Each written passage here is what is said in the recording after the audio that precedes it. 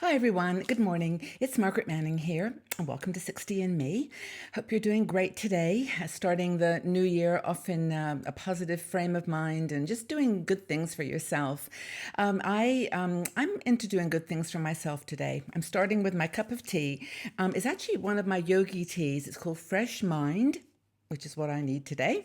And it's actually got a really interesting combination of, they call them spice infusions. So I'm guessing cardamom, those types of cinnamon, those types of spices. And also it's got cacao. So it's a kind of a cocoa tea. And it's actually very good. I can taste the cardamom and cinnamon, so I'm assuming that's what's in there. But anyway, here's to a cup of tea that you're enjoying this morning.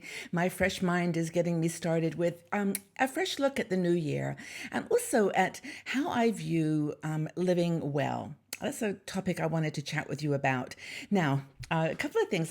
First of all, three little things I wanted to share with you this morning that kind of address a question that a lot of you always ask. So many of you say to me, "What makeup are you using?" And what are you wearing today? Kind of what's your day in the life of Margaret? And I did discover something that I really wanted to share, which is a new foundation. Now, I have been using, well, lots of different ones, but Maybelline, it's called Ageless Elixir. And that one's like a serum and foundation combined. And that I've used for a long time and I still like it. But yesterday I found another, that was Max Factor. I found a Maybelline product that I really like. It had been talked about in a blog that I follow, Travel, I think it's called Travel Girl. And she recommended this one. It's Fit. FIT, Fit Me, and it's a whole range of colors. I mean, maybe 20 different choices, so really a good selection. And I got 122, which is called Soft Beige, I think. But anyway, I really like it. I put it on this morning. And it's more matte than the Max Factor product, which I do like for the camera. But it went on really smoothly, and it worked well with my blush. So I like this Fit Me. Has anybody else tried this Maybelline line? These drugstore brands to me are wonderful. They're not terribly expensive. I think this was about 12 francs, maybe $10. And anyway, I like it. Fit Me. That's another one that goes in my collection of foundations. The other thing is I bought myself a lipstick. It's what I'm wearing, and it's pink. Now, gosh, 30 years ago, maybe not that many, 20, I bought a lipstick from Estee Lauder called Frosted Apricot. I love it. A little bit left, and I've bought this lipstick forever. And I went in to get a new tube, and the man said, "Oh my God, dear," as they do. "Oh my God, dear, that has been discontinued for 20 years." I thought, great. Thank you for the dear, but also thank you, for telling me that my favorite lipstick was gone. And then I thought, well, I really do love pink. Now I'm kind of in a pink mode, so I went to Estee Lauder counter because I do love their lipsticks. They last a really long time. The colors are great, like really vibrant. And I picked up this one, and it's my pink, and it's called Pure Color Envy. That's the name of the type of Estee Lauder lipstick, and it's number, what is it? I wrote it down, 230, and it's infamous. And I really like it. It's a pink. It's super pink. But anyway, those are my two little shares today.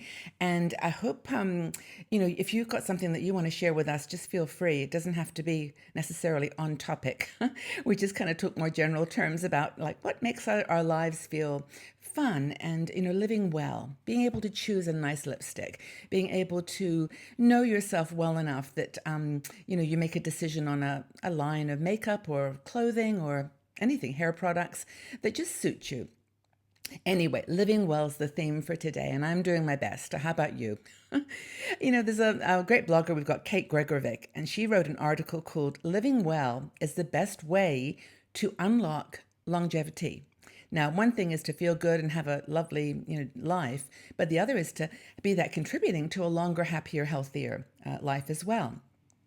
So, not that buying a tube of lipstick or buying makeup necessarily does that, but it's all connected. It's all connected because when we feel, we make choices that are aligned with ourselves and with who we are, that somehow we're living well, and that makes us healthy and happy. And that leads to our long term health and positive aging. So she says, there's lots of things we can get around. We can always make excuses to have that extra piece of cake or sugar in our drink. But if we just educate ourselves about some of these things that are going to contribute to a healthy life, we can just do a lot to support that. Now, one thing, of course, she talks about, which I hope we're offering here a bit at 60andMe, is social engagement. Almost every topic now, every article that you read about longevity, healthy living, talks about the need for social connection. We want to plan for the future. We want to be doing that with people who are like-minded and who are, going to really encourage us. And I've said it before, but it's that kind of conversation where it's like, yes, and rather than yes, but it's that person that leads you forward, that gives you that stimulation. And it really is having that higher level of emotional support, which is so good for our overall well-being. And Kate really makes a good point on that. I encourage you to read the article, by the way. It's very, very good. But anyway, spend time with those you love, and it will increase your lifespan, hopefully, all else being equal. I know that we shouldn't talk about it so casually, but there's things we can do to make ourselves healthier and happier. So, cognitive challenges. This is something that we can do to help our brains.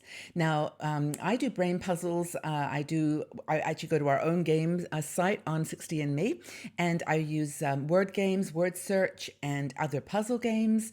And I also am trying to learn a language. Now, you all know that I live in Switzerland, in the German-speaking part of Switzerland, but I've given up on German. I'm sorry, I just can't learn it. So I decided to go back to French. Now, I studied French in high school, and I actually found that I was actually remembering from high school more French than any other language. So I decided to just play with Duolingo, which is a free site, and just do language. So that's another thing you can do. 15 minutes a day, just pick up a language that you might have an interest in. Maybe if you're going to Greece this summer, you'd like to learn how to say thank you and please, or you're coming to Italy and you just want to blend in. Language is good for the brain, learning a language, and it's also fun for travel. Another thing that Kate talks about is one that we talk about quite often too, which is nutrition. And nutrition, of course, is probably the most direct way to impact a healthy body. And, again, making choices, not going crazy with limiting yourself, but kind of avoiding the diets. Excuse me, my hair is flipping in my eyes today. It's driving me a little crazy. I just washed it, so it's kind of fluffy. Anyway, not to deny yourself the things that you love, but actually to do to actually be conscious of what you're putting in your body. And you don't want to be undernourished, of course. So it's just finding that balance. Balance is a good word. I think I've added that to my mantra of words for this year. So anyway, do it for other people too. You've always cooked healthy food for your family and your friends, but do it for yourself now.